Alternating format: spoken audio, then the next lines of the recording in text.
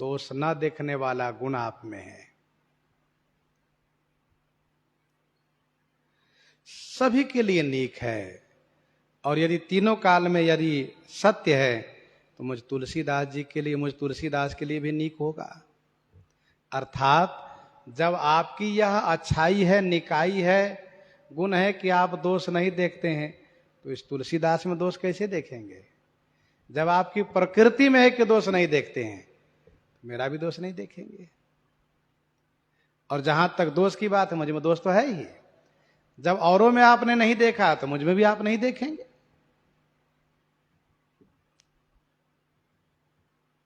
दुआवली 106 में 109 में गोस्वामी जी ने लिखा,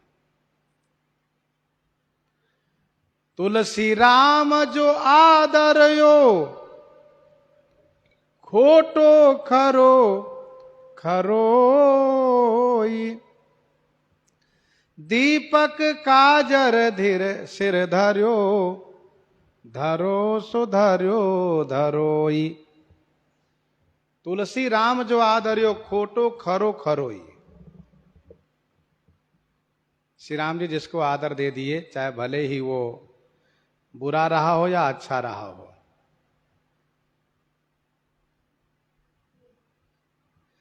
दीपक काजर सिर धर्यो। दीपक जो है ना, जिनसे उजाला होता है, प्रकाश होता है, दिया जलाते हैं बड़े भाव प्रेम से, दिया जला दो भैया, दिया जलाते हैं। लेकिन उन्होंने अपने सिर पर किसको रखा है? काजर को, करिखा को। उस दोष को कोई देखता है? नहीं। दीपक काजर सिर धर्यो, धर्यो सो धर्यो धरोई।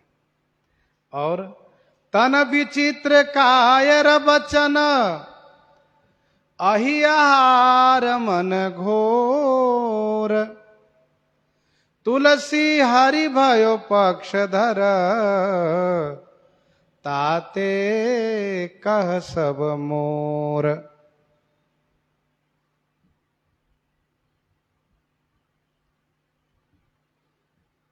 लोग उस पक्षी को मोर कहने लगे। मोर का मतलब अपनापन प्रकट करना है। मोर है भैया, मेरा है। किस पक्षी को लोगों ने मोर कहना शुरू किया? कहा जिसका तन विचित्र, शरीर विचित्र है। अब वचन कहा कायर वचन, बोली कायरों के जैसा है। शरीर विचित्र है, बोली कायरों के जैसा है। भले ही वो मीठा बोलता है, लेकिन उसके वचन में कंपन होता है। आप ध्यान दीजिएगा, कहीं भी कोई आवाज होगी तुरंत मोर बोलता है। उसके शब्दों में, उनके वचनों में कंपन होता है। कायर वचन। और भोजन क्या है? का अहि आहार। मन कैसा? कहा बड़ा कठोर है उसका। तन विचित्र कायर वचन अहि आहार, मन घोर। फिर भी सबने उनको मोर कहना शुरू किया। क्यों? का तुलसी हरि भय पक्षधर।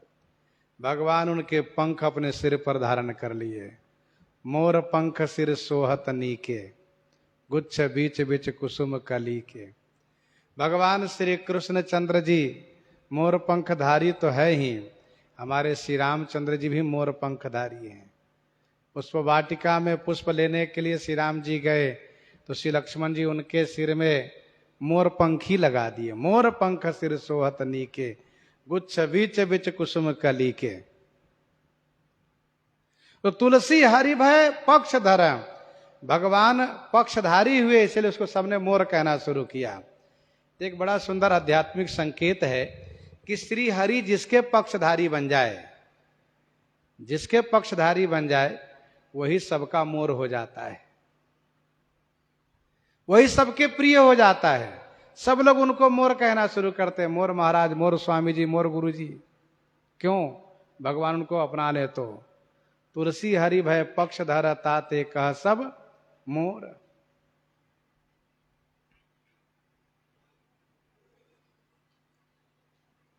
घर घर मांगत टूक पुनि, भूपति पूजे पाए। ते तुलसी तब राम बिनु, ते अब राम सहाय।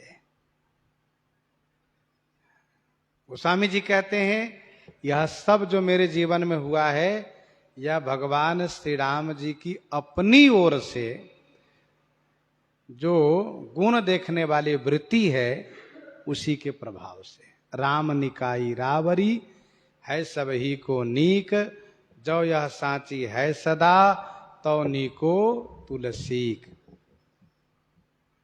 कभी भी हम लोग स्थिर और शांत बैठ करके विचार करें तो हम लोगों को ही बात समझ में आवेगी। कहीं जाते हैं वह लोग आते हैं महाराज महाराज करते हैं,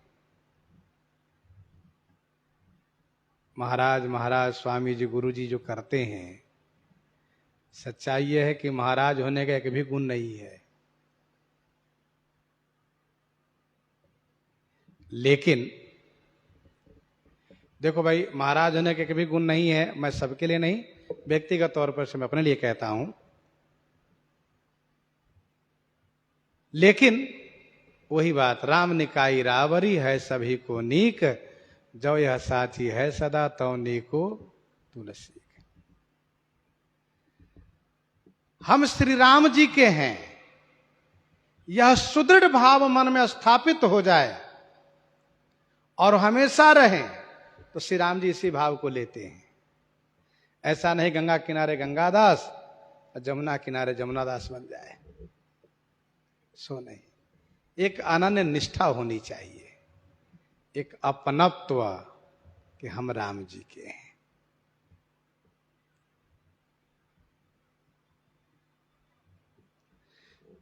यही विधि निज गुण दोष कही, सबहि बहुरी सिर नाई। बरनौ रघुबर बिसद जस, सुनि कलि कलुष नसाई। सुनि कलि कलुष नसाई। यही विधि निज गुण दोष कही, सब ही बहुरी सिर नाई।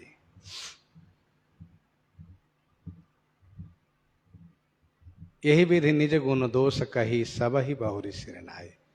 यही विधि इसी प्रकार से निज माने अपना गुण और दोष कह करके,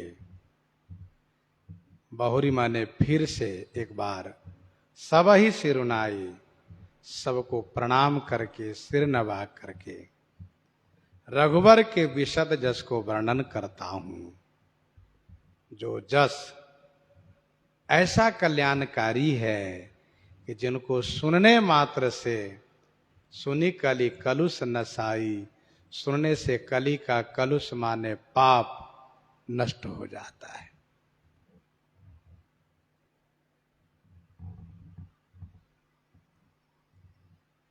यही विधि निज गुण दोष कही, सब ही बहुरी सिरुनाई। बरनौ रघुवर विशद जस, सुनि कलि कलुष नसाई।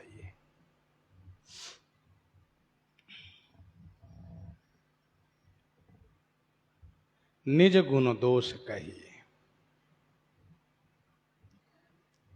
गुण क्या? तो मैं श्री राम जी का दास हूं, है तुलसी के एक गुना। मैं श्री राम जी का दास हूं।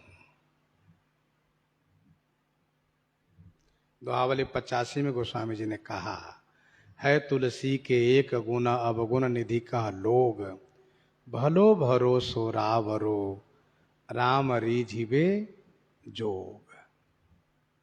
मैं श्री राम जी का दास हूं, मुझे उन्हीं की कृपा का बल है, ये गुण है।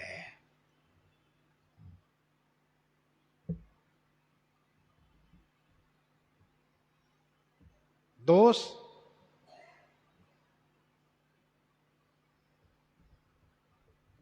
मैं कुसेवक हूं, मुझ में बुराई है, दोष है।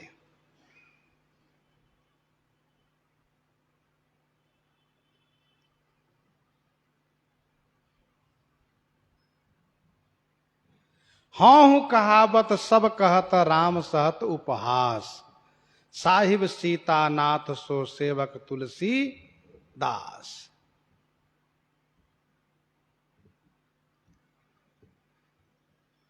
गोस्वामी जी ने गुण के बारे में कहा कि मैं उनका कहलाता हूं, और गुण के बारे में यह भी कहा कि मोर सुधार ही सो सब भांति, जासु कृपा नहीं कृपा घाती।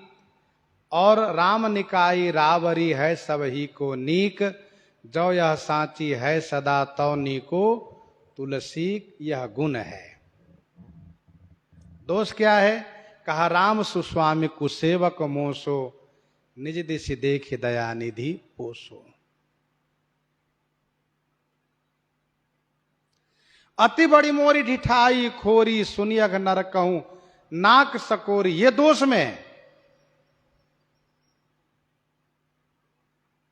तिनमा प्रथम रेख जग मोरी, धिग धर्म ध्वज धंधक धोरी। तिनमा प्रथम रेख जग मोरी, धिंग धर्म ध्वज धंधक धोरी।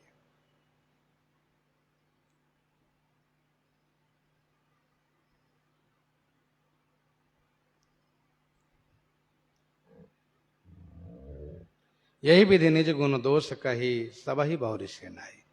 तो अपना गुण दोष कह करके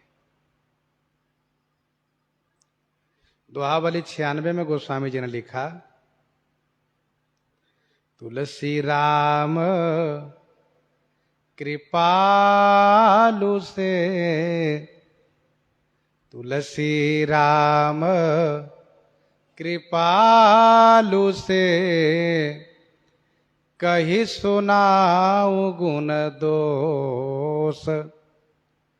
होई दूबरी दीनता,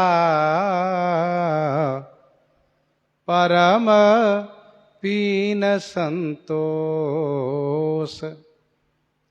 भगवान श्री राम जी से अपना गुण दोष कहना चाहिए। होई दूबरी दीनता, परम पीन संतोष। दीनता दूबर होगी और संतोष मोटा होगा। तुलसी राम कृपालु सो, कही सुनाओ गुण दोष। इसका दूसरा अर्थ यह भी है, यही विधि निज गुण दोष कही। निज गुण का मतलब निज स्वामी का गुण, अपने स्वामी का गुण और अपना दोष कह करके, ऐसा भी अर्थ किया जाता है। क्योंकि गुण तुम्हार समुझै निज दोषा, गुण तुम्हार समुझै निज दोषा, जय सब भांति तुम्हार भरोसा। दुआवली 77 में इसी संदर्भ में, निज दूषण गुण राम के, निज दूषण गुण राम के, समुझे तुलसीदास। होय भलो कलिकालहु, उभय लोक अनायास, उभय लोक अनायास।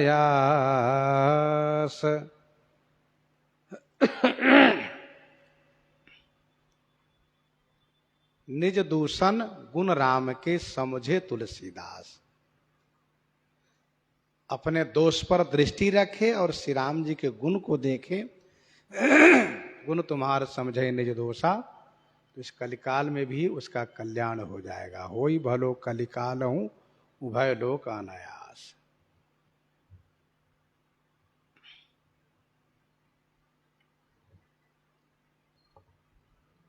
गोस्वामी जी महाराज सबको सिर नवा करके श्री राम नाम की महिमा बखान किए।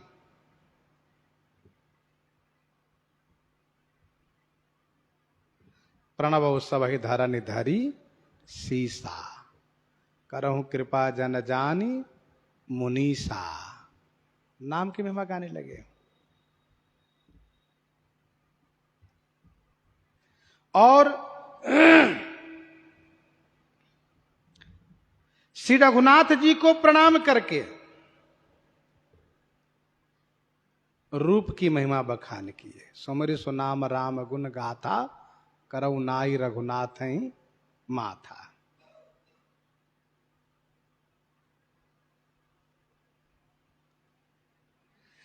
अब सबको प्रणाम करके लीला की महिमा बखान करने जा रहे हैं।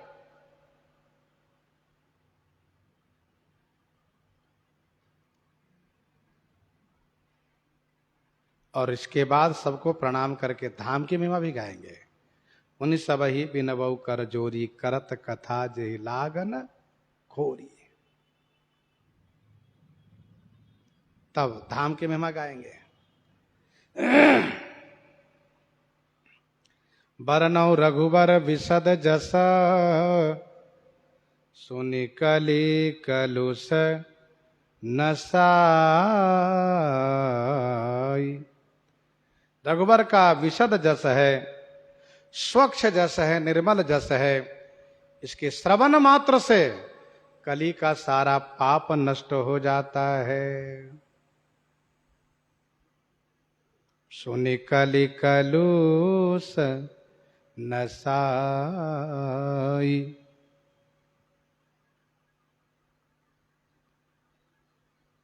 सोई स्वच्छता करई मलहानि।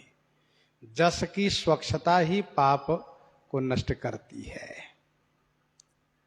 रघुवंश भूषण चरित यह नर, कहहि सुनहि जे गावहि। कलिमल मनोमल धोई, बिनु श्रम राम धाम सिधावहि।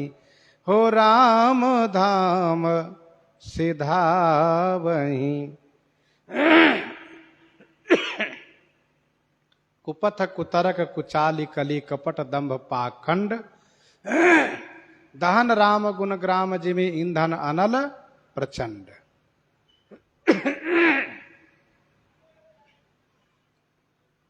सुनि कलि कलुष नसाई।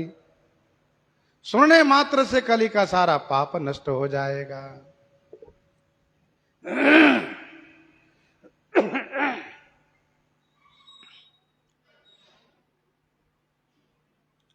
जाग बलिक जो कथा सुहाई। जाग बलिक जो कथा सुहाई। भरद्वाज मुनि बरहि सुनाई। भरद्वाज मुनि बरहि सुनाई। जाग बलिक जो कथा सुहाई। ऋषि श्री जागवलिक जी ने जो सुहाई कथा मुनि बरहि मुनि श्रेष्ठ श्री भरद्वाज जी को सुनाई। कही हूँ सोई संवाद बखानी। सुनहु सकल सज्जन सुख मानी। कही हूँ सोई संवाद बखानी। सुनहु सकल सज्जन सुख मानी। सोई संवाद माने उस संवाद को मैं बखान करके कहूंगा। हे सज्जन, हे समस्त सज्जनों, आप सब सुख मानी माने सुख पूर्वक प्रसन्नता के साथ सुनिए। गोस्वामी जी महाराज पहले संवाद का बीज बोते हैं, फिर संवाद का विस्तार करते हैं। पहले बीज रूप में है, फिर विस्तार है। 4 संवाद है, 4 घाट है। तो गोस्वामी जी अपने संवाद का बीज पहले बो चुके हैं। तेहि बलमय रघुपति गुण गाथा, तेहि बलमय रघुपति गुण गाथा, कही हूं नाई राम पद माथा।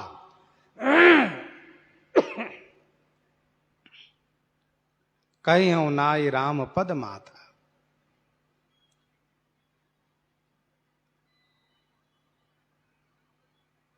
और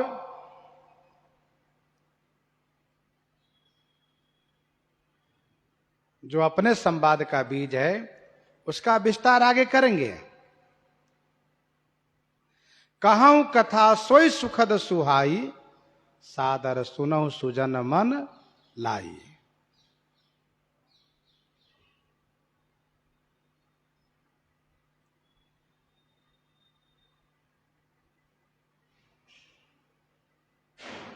और श्री याज्ञवल्क्य भरद्वाज जी संवाद का बीज यहां पर है। कथा आगे कहेंगे। अब रघुपति पद पंकरुह, हिय धरि पाई प्रसाद, कहूं जुगल मुनि भरज कर, मिलन सुभग संवाद, मिलन सुभग संवाद। कहूं जुगल मुनि भरज कर, मिलन सुभग संवाद। ये वहां से कथा है। तथा भगवान शिव पार्वती संवाद के बीज हैं कि न प्रश्न जेहि भांति भवानी, जेहि विधि शंकर कहा बखानी। और कथा है। कहूं सुमति अनुहारी, अब उमा शंभु संवाद, भय उस समय जेहि हेतु जेहि, सुनु मुनि मिटहि विषाद। और श्री काकभुसुंडी गरुड़ जी के संवाद का बीज है। सुनु शुभ कथा भवानी, रामचरित मानस विमल, कहा भुसुंडी बखानी, सुना बिहग नायक गरुड़। और कथा है उत्तरकांड से। भयउता सुमन परम उत्साह, लाग कहे रघुपति गुण गाहा।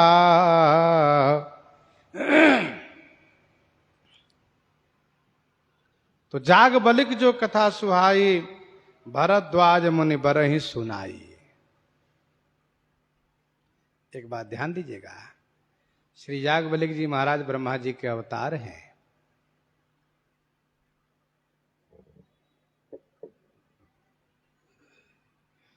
श्री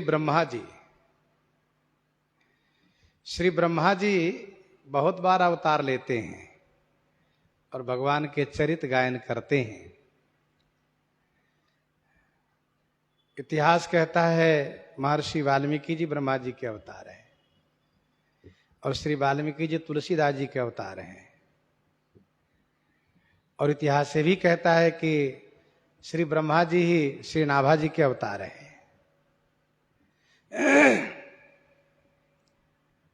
अच्छा, श्री वाल्मीकि जी तुलसीदास जी महाराज और श्री याज्ञवल्क्य जी ब्रह्मा जी के अवतार हैं।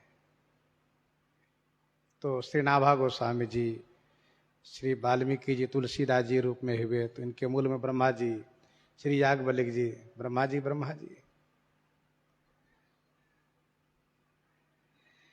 अच्छा, महर्षि श्री याज्ञवल्क्य जी के रूप में ब्रह्मा जी के आने का क्या कारण बना, इस संदर्भ में कथा है। स्कंद पुराण हाटकेश्वर महात्मा में ऐसा वर्णन है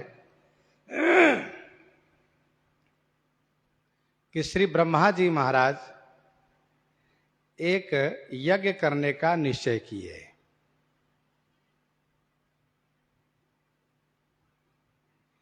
यज्ञ की पूरी तैयारी हो गई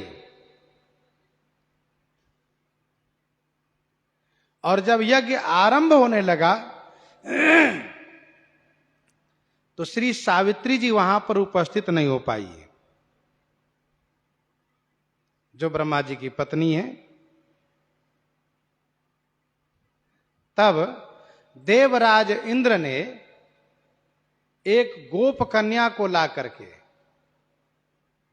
तब देवराज इंद्र ने एक गोप कन्या को ला करके, चूंकि वह ग्वालिन है, उनको ब्रह्मा जी के पत्नी होने का अभी सामर्थ्य नहीं है, उनमें योग्यता नहीं है, अधिकार नहीं है। तब देवराज ने उन गोप कन्या को गौ के उदरस्थ करके, गौ को पेट में प्रवेश करा करके और बाहर निकाला, और फिर उनमें वह योग्यता आ गई, क्योंकि गौ और ब्राह्मण का एक ही वंश कहा जाता है। श्री ब्रह्मा जी के साथ उनका पानी ग्रहण कराया और यज्ञ कार्य आरंभ हुआ। और वह जो गोप कन्या गौ के उदरस्थ करके बाहर निकाला गया है, जिनको ब्रह्मा जी ने पानी ग्रहण किया है, उन्हीं का नाम है श्री गायत्री, गायत्री देवी, गायत्री माता। तो सावित्री माता की अनुपस्थिति में गायत्री माता के साथ विवाह हुआ ब्रह्मा जी का। यज्ञ प्रारंभ हो गया, यज्ञ होने लगा। सावित्री माता आई, उन्होंने देखा तो उनको बड़ी गुस्सा लगी। उन्होंने श्राप दिया ब्रह्मा जी को कि आपका मनुष्य लोक में जन्म हो, और मनुष्य लोक में जन्म लेकर के अतिशय कामी के रूप में होकर के बहुत बदनाम हो जाओ आप। और इसके बाद उन्होंने संबंध तोड़ लिया, कहा मैं अपना संबंध आपसे तोड़ती हूं, और वे चली गई वहां से, तप करने लगी। तो श्री ब्रह्मा जी महाराज सावित्री के श्राप को फलीभूत करने के लिए चारण ऋषि के घर में जन्म लिए। चारण ऋषि के घर में जन्म लिए, चारण ऋषि के पुत्र हुए। नाम रखा इनका याज्ञवल्क्य। सावित्री जी का श्राप है, इसलिए काम की प्रबलता इनमें थी। अतिशय कामी होने के नाते इनके पिताजी ने घर से निष्कासित कर दिया, निकाल दिया। फिर ये घूमते विचरते हुए पहुंच गए चमत्कारपुर में, साकल ऋषि के आश्रम पर। चमत्कारपुर में साकल ऋषि के आश्रम पर पहुंच गए श्री याज्ञवल्क्य जी, और वहां पर उनका शिष्य बन करके वेद पढ़ना शुरू कर दिए,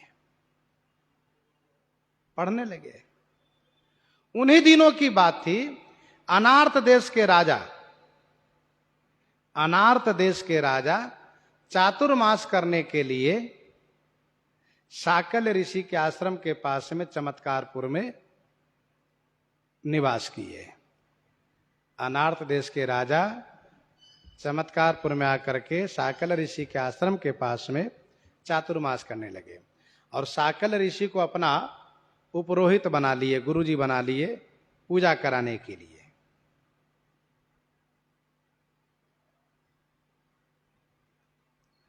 श्री साकल ऋषि प्रतिदिन अपने एक शिष्य को भेजते हैं, और वे जाकर के राजा को पूजन करा करके आशीर्वाद देकर के चले आते हैं। इसी क्रम में एक दिन नंबर लगा श्री याज्ञवल्क्य जी का। इनकी बारी आई, याज्ञवल्क्य जी को भेजा साकल ने। इन्होंने जाकर के पूजन किया, पूजन कराया, और राजा भले चातुर्मास करते थे, लेकिन ये सुख विलास में डूबे रहते थे। पूजा पाठ कर दो जाओ, वहां बैठता नहीं था राजा। फिर भी याज्ञवल्क्य जी ने पूजन आदि करने के बाद मंत्राक्षत लेकर के आशीर्वाद देने के लिए राजा के पास पहुंचे। राजा उस समय सुख विलास में मग्न था। राजा ने कहा, उसको इस लकड़ी पर रख दो। याज्ञवल्क्य जी ने कहा, राजन, आशीर्वाद लकड़ी पर नहीं रखवाया जाता, आशीर्वाद स्वयं लिया जाता है। लेकिन राजा ने फिर से कहा, मैंने कहा ना कि तुम उस मंत्राक्षत को सूखी लकड़ी पर रख के चले जाओ। याज्ञवल्क्य जी को बहुत बुरा लगा, क्रोध आया। उन्होंने उस आशीर्वाद परक मंत्राक्षत को सूखी लकड़ी पर रखा और दक्षिणा भी नहीं लिया। और चेले लोग दक्षिणा लेके जाते थे, गुरुजी को देते थे, गुरुजी आपका दक्षिणा ये। याज्ञवल्क्य की दक्षिणा नहीं लिए, चले गए। जैसे ही मंत्राक्षत उस लकड़ी पर रखा है श्री याज्ञवल्क्य जी ने, वैसे सूखी लकड़ी हरी हो गई, उसमें कोपल निकल आए, पत्ते निकल आए, और राजा के देखते देखते उसमें फूल निकल आया और उसमें फल लग गया। राजा अपना हाथ माथे पर रख करके ठोका कि मुझसे बड़ी भूल हुई। आज यदि ये मंत्राक्षत आशीर्वाद मेरे सिर पर रखा होता तो मैं अजर भी हो जाता, अमर भी हो जाता। इसलिए राजा ने सोचा अभी कुछ नहीं बिगड़ा है। संदेश कहलवाया, भेजा मंत्री को, जाओ साकल्य जी से कहना जिस चेले को कल उन्होंने भेजा था उन्हीं को आज भेज दें।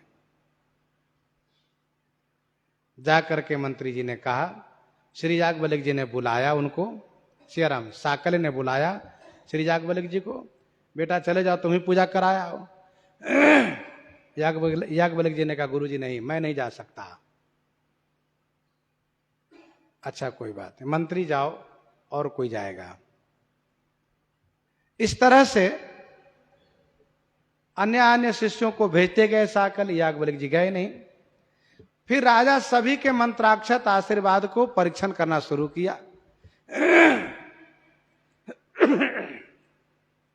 लेकिन किसी के भी मंत्राक्षत आशीर्वाद से कोई लकड़ी हरी नहीं हुई। तो अंत में वह राजा स्वयं श्री साकल्य के पास आया और कहा, महाराज आप अपने उसी चेले को मेरे लिए भेजिए, एक बार भेज दीजिए, मुझसे गलती हुई, मैंने उनसे आशीर्वाद नहीं लिया, एक बार आशीर्वाद दिलवा दीजिए। राजा के जीवन में सुख की प्रधानता है, वो सुख भोगने के लिए अजर अमर होना चाहता है। श्री याज्ञवल्क्य जी उस यथार्थ को समझ रहे हैं। ऐसा नहीं कि वह भक्ति करना चाहता है, भजन करना चाहता है, सो बातें नहीं है। श्री याज्ञवल्क्य जी ने निर्णय किया कि इस विषय राजा के पास मैं नहीं जा सकता। साकल्य ने कहा, याज्ञवल्क्य जी से, बच्चा चले जाओ। उन्होंने कहा, मैं नहीं जाऊंगा गुरुजी। तब ऋषि नाराज हो गए। साकल्य ने कहा कि एक अक्षर जो गुरुजी पढ़ाते हैं उसके बदले में विद्यार्थी के पास त्रैलोक में कोई वस्तु नहीं है जिसको दे करके वह उऋण हो सके, और मैंने तुमको इतना पढ़ाया और मेरी बात नहीं मानते हो। अरे गलती सबसे होती है, एक बार गलती हो गई कोई बात नहीं, चले जाते हैं। तुम नहीं जा रहे हो इसलिए मैं तुम्हें परित्याग करता हूं। याज्ञवल्क्य जी ने कहा, आप नहीं, मैं परित्याग करता हूं आपको।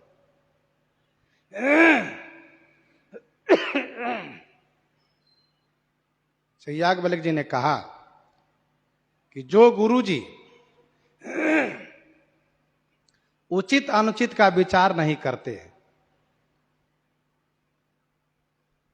और धन के लोभ में वे उचित मार्ग पर नहीं चलते, ऐसे गुरुजी को परित्याग करना चाहिए। इसलिए मैं आपको परित्याग करता हूं गुरुजी, मैं यहां से जा रहा हूं। साकल्य ने कहा, ठहरो, ऐसे नहीं जा सकते हो, तो तुम मेरी पढ़ाई हुई सारी विद्या को वापस कर दो। याज्ञवल्क्य जी ने कहा, वापस ले लीजिए आप। तब साकल्य ने अभिमंत्रित करके जल दिया, पानी दिया, कहा इसको पी लो, तुम्हें उल्टी होगी और सारी विद्या तुमको तुम्हें छोड़कर बाहर आ जाएगी। कहा ठीक है। मंत्र द्वारा अभिमंत्रित जल को जैसे पिया है श्री याज्ञवल्क्य जी ने, उल्टी हुई है और उल्टी में सभी मंत्र, सभी ऋचाएं बाहर निकल आई हैं। सभी मंत्र बाहर आ गए। याज्ञवल्क्य जी बिल्कुल मूर्ख हो गए, अब कुछ भी याद नहीं रहा, सब गया, सारी पढ़ाई समाप्त। इतिहास ये भी कहता है कि वहां पर जो शिष्य लोग थे उनमें से बहुत ऐसे विद्यार्थी तितिर पक्षी बन करके, अथवा लावा पक्षी कह लीजिए, बन करके उन सभी को चुन लिए, क्योंकि मनुष्य रूप से उसको ग्रहण करना संभव नहीं था। वमन की गई वस्तु को मनुष्य रूप में ग्रहण नहीं हो सकता है किसी से भी। तो ऐसा सुना गया है कि विद्यार्थियों ने ऐसा किया। सुरम्य वह सुंदर मंत्रों को देख करके उन सब ने चुन लिया। फिर उसका उपनिषद बना, तैत्तिरीय उपनिषद बना, ऐसा कहा जाता है। तो श्री याज्ञवल्क्य जी वमन करके वहां चल दिए। हाटकेश्वर पहुंचे। हाटकेश्वर में जाकर के भगवान सूर्य के द्वादश स्वरूप को स्थापित करके, क्योंकि 12 आदित्य है, 11 रुद्र है, 12 आदित्य है, 12 आदित्य को स्थापित करके और उनकी आराधना की है। भगवान सूर्य प्रसन्न हो गए। प्रसन्न होकर के दर्शन दिए और पूछा, याज्ञवल्क्य क्या चाहिए? उन्होंने कहा, महाराज मैंने निश्चय किया है वेद पढ़ने का, और आप कृपा करके मुझे वेद पढ़ा दीजिए। तब श्री सूर्य भगवान ने एक मंत्र दिया, कहा इस मंत्र को पढ़ो, और इस मंत्र को पढ़ करके छोटा बन करके मेरे रथ के घोड़े के कान में बैठ जाओ, और मैं वेद पढ़ाऊंगा, और मेरी कृपा से मेरा ताप नहीं लगेगा तुम्हें। कहा ठीक है। तो घोड़े के कान में बैठ करके, क्योंकि बराबर बैठ नहीं सकते, पढ़ाई क्रम में बराबर बैठ के अध्ययन करने की संस्कृति नहीं है। अब जब से कुर्सी मेज की पढ़ाई शुरू हुई, तब से वो संस्कार का अभाव हो गया है। फिर वह संस्कृति, वह संस्कार नहीं प्राप्त हो पाता है। तो श्री याज्ञवल्क्य जी ने सब विद्या को प्राप्त किया, चारों वेद को पढ़ा। वेद ही सभी ज्ञान के मूल है। पढ़ने के बाद प्रणाम करके गए हैं साकल्य के पास, उनको प्रणाम किया और कहा, सुनिए मैं आपको दक्षिणा नहीं दिया था, गुरुजी दक्षिणा क्या लेंगे बताइए।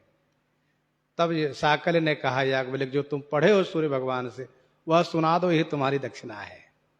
उन्होंने सुनाया है उनको, फिर उन्होंने आशीर्वाद दिया है। कहने का अभिप्राय है कि ये श्री याज्ञवल्क्य जी महाराज हैं।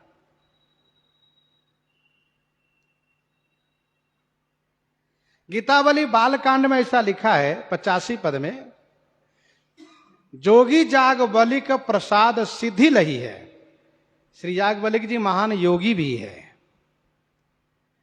श्री मिथिलेश जी की सभा में बड़े लंबे समय तक, 6 महीने तक शास्त्रार्थ किए वहीं बैठे, और फिर अपनी विद्या के प्रभाव से उनको शिष्य बना लिए, श्री जनक जी को। बहुत सी इनकी कथा है। एक बार ऐसा भी हुआ है कभी कि हजारों की संख्या में गौ श्री मिथिलेश जी ने रखा कि मेरे प्रश्न के जो जवाब देंगे उनको ये गौ मैं दक्षिणा में दूंगा। कोई जवाब ही नहीं दे पावे। याज्ञवल्क्य जी गए, सब गौ को हंकवा के ले गए, कह ले चलो, चेलों से कह दी चलो उत्तर हम देंगे इनका। और श्री याज्ञवल्क्य जी महाराज भगवान सूर्य के शिष्य हैं, यथार्थ वक्ता हैं, कोई लाग लपेट नहीं करते हैं अपने वक्तव्य में, कोई पक्षपात नहीं। एक बार कुछ लोगों ने इनको बहुत परेशान किया तर्क वितर्क करके, तब इन्होंने भगवान सूर्य से शिकायत किया, गुरुजी लोग बहुत तर्क करते हैं, परेशान कर देते हैं, यथार्थ बात कहने के बाद भी नहीं मानते हैं। तो भगवान सूर्य ने कहा, यथार्थ बताने पर जो नहीं मानेगा उसके सिर फट जाएंगे।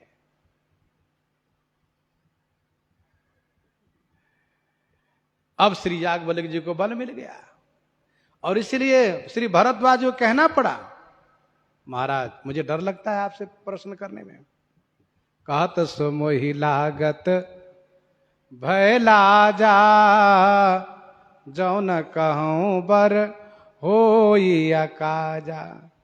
जो मैं पूछूं और यदि आपको बुरा लगा कि ये प्रश्न उचित नहीं है, तो फिर तो मेरा सिर गया, सिर फट जाएगा। तो इसलिए श्री भरद्वाज जी महाराज बड़ी विनम्रता से प्रार्थना पूर्वक जिज्ञासा किए और श्री राम कथा को लेकर के प्रश्न जब महर्षि श्री भरद्वाज जी ने किया तो याज्ञवल्क्य जी प्रसन्न हो गए। तो भरद्वाज जी महाराज को बड़ा संतोष हुआ। कहने का भाव यह है कि याज्ञवल्क्य जो कथा सुहाई, भरद्वाज मुनि बरहि सुनाई, कहिहूं सोई संवाद बखानी, सुनहु सकल सज्जन सुखमानी। हे समस्त सज्जनों, सुखमानी माने सुख पूर्वक आप इसको सुनिए। शंभु की नयः चरित सुहावा, बहुरी कृपा करी उमहि सुनावा। सोई शिव काग भुसुंडी दीन्हा, राम भगत अधिकारी चिन्हा, राम भगत अधिकारी चिन्हा। इस प्रकार से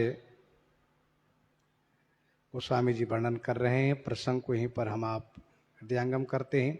आइए श्रवण करते हैं श्री भक्तमाला जी से।